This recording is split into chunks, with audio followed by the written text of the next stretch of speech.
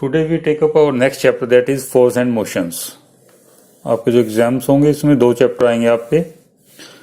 एक हम कर चुके हैं units and dimensions.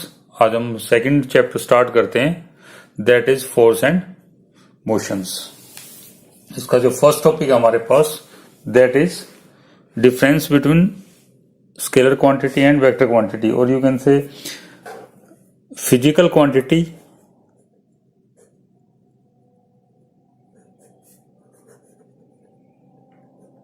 on the basis of magnitude and directions are divided into two parts. One is known as scalar quantity. आपने 9th class में भी पढ़ा हुआ एदिश राशि सैदिश राशि हिंदी मीडियम में, इंग्लिश मीडियम में तो आपने यही पढ़ा हुआ स्केलर क्वांटिटी।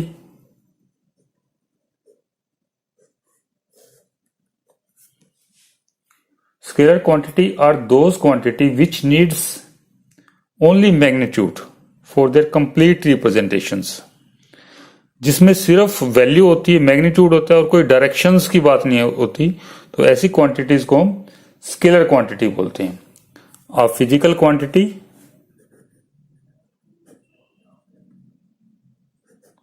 वो physical quantity which has only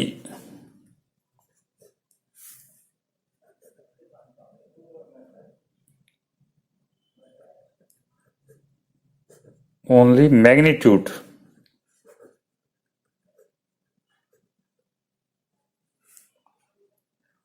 but no directions.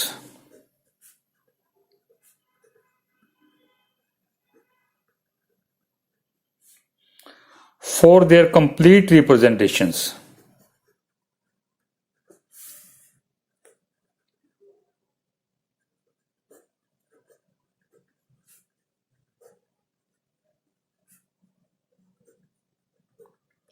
किसी भी फिजिकल क्वांटिटी को कंप्लीटली रिप्रेजेंट करने के लिए जिसमें सिर्फ हमारे पास मैग्नीट्यूड और कोई डायरेक्शंस की बात ना हो, तो ऐसी फिजिकल क्वांटिटी को हम स्केलर क्वांटिटी बोलते हैं। जैसे फॉर एग्जांपल मास है, किसी चीज का भार है, उसको हम ये बताएंगे इस चीज का वस्तु का भार। जैसे बुक्स है आपके पास, बुक्स का भार आपके पास है 30 ग्राम, 300 ग्राम्स, 400 ग्राम्स, तो सिर्फ वैल्यू आएगी यानी उसका मैग्नीट्यूड आएगा, उसमें कोई डायरेक्शंस की बात नहीं हो रही। इसी तरीके से लेंथ है, लंबाई है, जैसे ब्लैक बोर्ड की लंबाई कितनी है, आपके पास ये पेजेस है, इसकी लंबाई कितनी है, ठीक है, तो इसमें सिर्फ मैग्नीट्यूड आएगी, डायरेक्शंस की कोई बात नहीं हो रही हमारे पास। टाइम की बात करते हैं हम, टाइम भी एक फिजिकल क्वांटिटी जो कि स्केलर क्वांटिटी, इसमें सिर्फ मैग्नीट्यूड होती है, कितना टाइम लिया इस प्रोसेस में, हमारा जो पीरियड है मान लीजिए 30 मिनट्स का है, 45 मिनट्स का है, ठीक है, तो उसमें सिर्फ मैग्नीट्यूड है, कितना टाइम लिमिट है हमारे पास, डायरेक्शंस की बात नहीं हो रही। इस तरीके से वर्क है हमारे पास, पावर है, कार्य, तो इसमें भी सिर्फ मैग्नीट्यूड होता है। पावर, इसमें शक्ति, इसमें भी सिर्फ हमारे पास मैग्नीट्यूड होता है। एनर्जी है, क्षमता कार्य करने की, तो इसमें एटसेट्रा। तो जिसमें हमारे पास सिर्फ मैग्नीट्यूड से जो कंप्लीटली रिप्रेजेंट करे जो चीजें हम जिन फिजिकल क्वांटिटी को, उनको हम स्केलर क्वांटिटी बोलते हैं। सेकेंडली हमारे पास वेक्टर क्वांटिटी कौन सी होती है?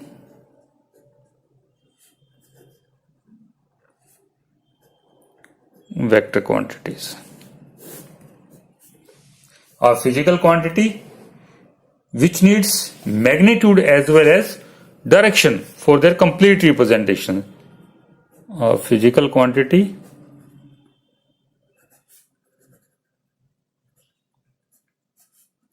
which needs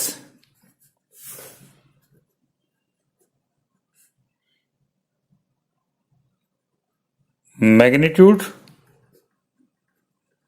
as well as direction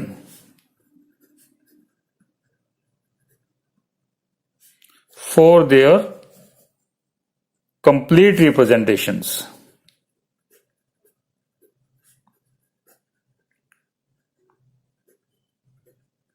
तो ऐसी फिजिकल क्वांटिटी जिसमें भी मैग्नीट्यूड के साथ साथ डायरेक्शन की भी जरूरत पड़ती हो तो उसको हम वेक्टर क्वांटिटी बोलते हैं, या कह सकते हैं vector quantity are those quantity which are having both magnitude as well as direction, जिसमें वैल्यू के साथ साथ हमें बताना पड़ेगी ये फलां डायरेक्शंस में इसकी वैल्यू इतनी है, तो उस फिजिकल क्वांटिटी को हम वेक्टर क्वांटिटी बोलेंगे।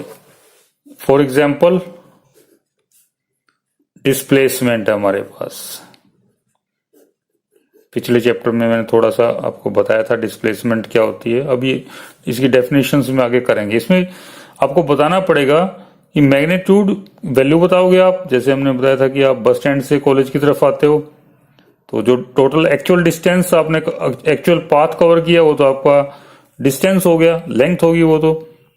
और डिस्प्लेसमेंट क्या था, shortest path between initial and position, initial and final position, दो पॉइंट्स के बीच में छोटे से छोटा जो रास्ता रहेगा वो आपका डिस्प्लेसमेंट होता है। तो ये हमेशा परपेंडिकुलर डिस्टेंस होता है, इसकी डायरेक्शन इनिशियल से फाइनल पोजीशन तक होती है।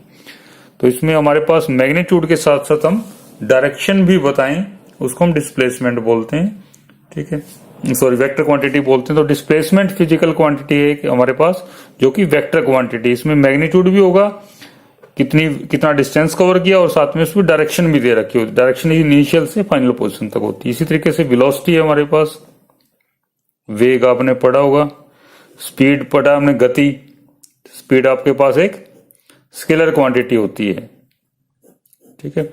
और वेलोसिटी क्या हमारे पास, वेक्टर क्वांटिटी। स्पीड में हम दूरी बटा समय कर लेते हैं, और वेलोसिटी में क्या होता है, इन पर्टिकुलर डायरेक्शंस आप ये तो बताओगे कि स्पीड कितनी है और किस डायरेक्शन में जा रही है बॉडी, वो भी आपको बताना पड़ेगा। इसी तरीके से एक्सेलरेशन है, change in velocity with respect to time, इसमें भी आपको डायरेक्शन बतानी पड़ेगी। फोर्स है हमारे पास, इसमें भी आपको बताना पड़ेगा फला डायरेक्शंस में, ठीक है। तो ये कुछ एक फिजिकल क्वांटिटी है, और भी बहुत सारी है, तो इनको हम वेक्टर क्वांटिटी बोलते हैं।